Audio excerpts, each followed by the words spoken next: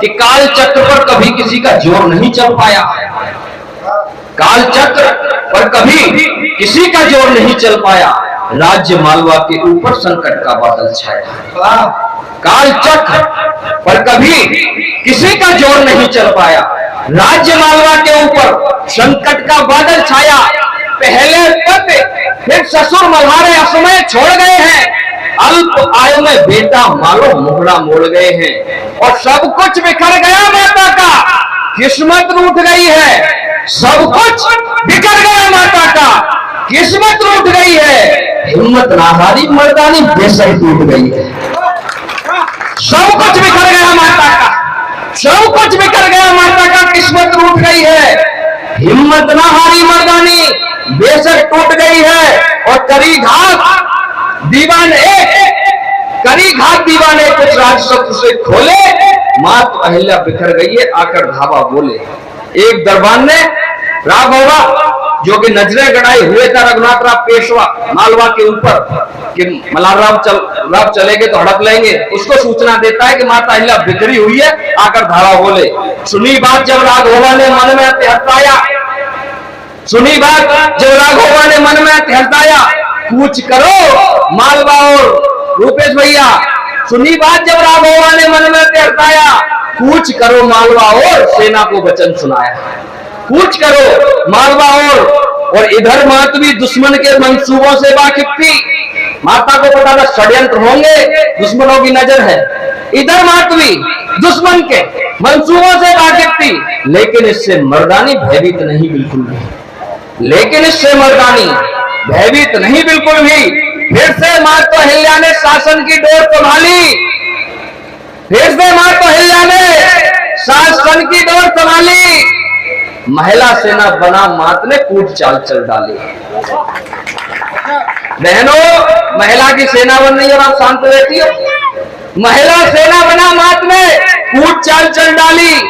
अब अगली 8 पंक्तियों में महिला सेना ज्यादा सामने खड़ी है माता अहिल्या को मोटिवेट कर रही हैं कि सुनो नारियों, आज राज्य पर संकट बहुत बड़ा है। सुनो नारियों, आज राज्य पर संकट बहुत बड़ा है। सुनो नारियों, सीमा पर सेना शत्रु खड़ा है।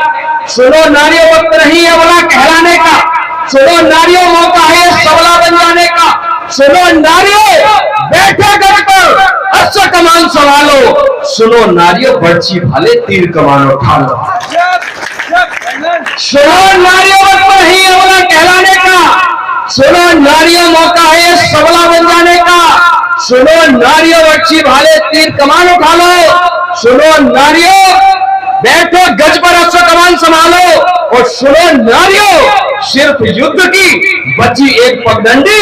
सुनो नारियों, समय आ गया बन जाओ रणचंडी। सुनो नारियों, समय आ गया बन जाओ रणचंडी। सोच समझकर मर्दानी ने संदेशा लिखवाया। राघवा छिपरा नदी के किनारे वहां पे धमकी दी थी। सोच समझकर मर्दानी ने मालवा की सरहद पर छिपरा नदी के किनारे पड़ा था सेना लेकर, कि सोच समझकर मर्दानी ने संदेशा लिखवाया। राजदूत के हाथों राघवा को पत्र पठाया। सुन राघवा, चेतावनी देती है। सुन राघवा, समरांगण में हो जाओ संगम है। राघवा ने चेतावनी दी थी, या तो आप हमारा आधिपत्य स्वीकार कीजिए या हमें चौथ दीजिए। माता अहिल्या का जवाब बड़ा कूटनीतिज्ञ था कि आप विप्र हो, ब्राह्मण हो, पेशवा साहब, आप दान मांगिए, दक्षिणा के रूप में हम आपको धन दे सकते हैं, लेकिन जब बात युद्ध की होगी तो आर पार की लड़ाई समरांगण में होगी। तब माता ने कहा कि सुन राघवा, समरांगण में होगा और संगम है। सुन राघवा, जग देखेगा किसमें कितना दम है। क्या बात है, आपकी तालियां कमजोर है। मुझे गजल याद आ रही है, मैं सुना दूंगा कि गर्दन पर चाकू छुरिया तलवारें धर, गर्दन पर चाकू छुरिया तलवारें धर, कुछ भी करियो खामोशी से कत्ल ना कर। बहुत जोश की पंक्तियां चल रही है। मैं आपका तालियों का महोत्सव इसलिए चाहता हूं कि सुन राघवा, समरांगण में होगा और संगम है। सुन राघवा, जग देखेगा किसमें कितना दम है। सुन राघवा, महिला सैनिक लेकर युद्ध लड़ूंगी। सुन राघवा, महिला सैनिक लेकर युद्ध लड़ूंगी, पीछे नहीं हटूंगी, रण में मारूं या कि मरूंगी।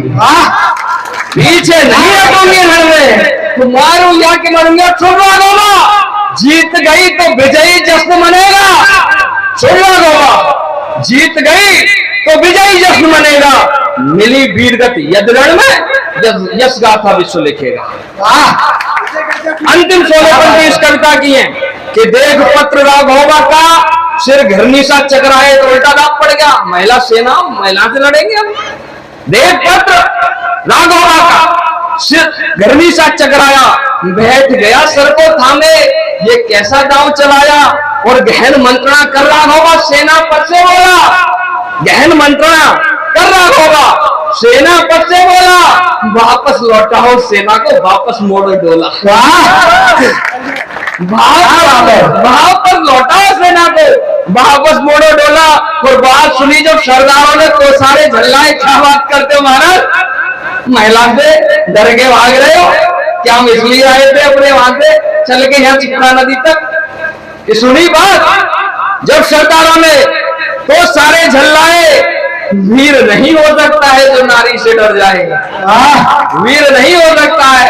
तो राघोबा का जवाब सुनिए कि बोला राघोबा, तुम जिसको समझ रहे हो नारी, बोला राघोबा, तुम जिसको समझ रहे हो नारी, कूटनीति की ज्ञाता है नारी खड़ग दुधारी। कूटनीति की ज्ञाता है ये नारी खड़ग दुधारी। और हार गए यदि महिलाओं से, मानो यदि हम जीत गए तो अपयश ही पाएंगे। अरे महिलाओं से जीत के कौन सा यश मिलेगा? मानो यदि हम जीत गए तो अपयश ही पाएंगे। हार गए यदि महिलाओं से, क्या मुंह दिखलाएंगे? हार गए यदि महिलाओं से, क्या मुंह दिखलाएंगे? राव तुकोजी है ऊपर से, तुकोजी राव होलकर बहुत अच्छे सेनापति थे माता अहिल्या के। थोड़ा सा सेना को लेके दूर थे, लेकिन डर तो दहशत था कि राव तुकोजी है ऊपर से, पार नहीं पाएंगे। लौटो रे लौटो, लेने के देने पड़ जाएंगे। राव तुकोजी है ऊपर से, पार नहीं पाएंगे। लौटो रे लौटो, लेने के देने पड़ जाएंगे। अब अंतिम 8 पंक्तियों में कंक्लूड करता हूं इस कविता को, निष्कर्ष पर पहुंचता हूं कि केवल नहीं भुजाएं युद्ध में बुद्धि ही लड़ती है। केवल नहीं भुजाएं युद्ध में बुद्धि भी लड़ती है। राजनीति रणनीति के संग में कूटनीति चलती है। और लक्ष्य भेद दे वही असली तीर हुआ करता है। दांव लगा बाजी पलटे वो वीर हुआ करता है। क्या बात है। माता को खुद पता था सामने से लड़ाई होगी तो जीत नहीं पाएंगे। कूटनीति चली कि दांव लगा बाजी पलटे वो वीर हुआ करता है। और कूटनीति की माता ने ये झलक एक दिखलाई, कूटनीति की माता ने ये झलक एक दिखलाई, देखो विजय युद्ध में माने बिना लड़े ही पाई। और अंतिम 2 पंक्ति इस कविता की मुझे विदा कीजिएगा कि सीखो मां को अहिल्या से, सीखो मां। हम बड़ी जल्दी विचलित हो जाते हैं, कोई घटनाएं घट जाती हैं जीवन में, अप्रिय घटना घट जाती है। सीखो मां को अहिल्या से, निज मार्ग प्रशस्त करो रे, जीवन में बाधाओं से तुम होकर निडर लड़ो रे। जीवन की बाधाओं से तुम होकर निडर। बहुत शुक्रिया।